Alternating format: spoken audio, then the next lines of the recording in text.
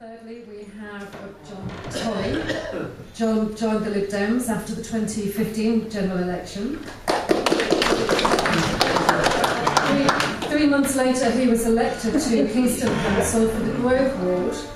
In addition to Jon's political duties, he is also owner of Banquet Records in Kingston, and he won the Indian Champion Award at the Association of Independent Music Awards last year.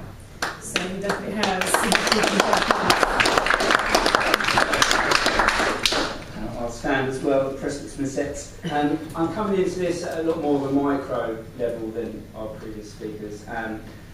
Just to fill you in, Banquet is a record shop, physical music, and we sell records, over-the-counter vinyl records, which is at a 25-year high at the moment. And we're also a gig promoter, and we put on 200 events a year in Kingston. So we're seeing, rather than looking at a UK-wide or a Europe-wide thing, we're trying to see the effects of what Brexit would mean in our town, to the venues in our town. We use 10 or so venues in Kingston, and all will be affected by, as I see it, 3 big issues in a post-Brexit world. One, as previously has been discussed, the movement of people. Touring bands will find this more difficult to get around, and bands from the UK will find it harder to move to Europe and to play their gigs. And as much as English-speaking bands might like the idea of going to America, realistically, practically, they're going to be touring just over the channel. That's the easiest route for a lot of bands. The other thing which, for my business particularly, is the movement of goods.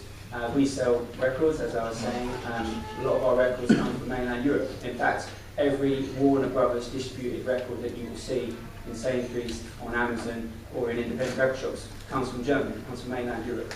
How that is going to get to physical stores, nobody knows. I was at a Warner Music conference just last week, and I asked the guys who sort out the distribution of their stock there, and the official answer is nobody knows.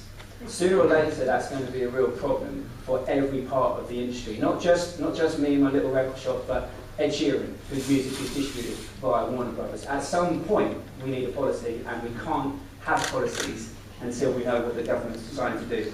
And I think the other thing, which I don't think anyone's mentioned yet, but it's obvious to us all, is that Brexit, as I understand it, will be making this country poorer.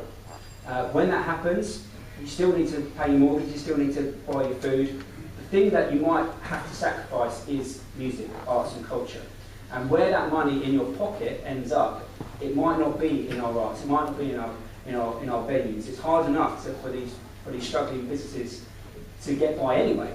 If people have got less money in their pockets, that's a problem. Some of the funding from Europe, which has gone direct to venues or to bigger plans that individual businesses can't do, I worry that those ideas won't come to fruition anymore. You look at the money that the Arts Council even spends on music, 85% of it is in classical music and opera. There's a real kind of lack of money going to maybe more grassroots things that I do for a living. One of the things that attracted me to the Lib Dems was pragmatism and trying to deal with situations as they arise. Like, how do you deal with it? So I agree in saying exit from Brexit is absolutely what we want.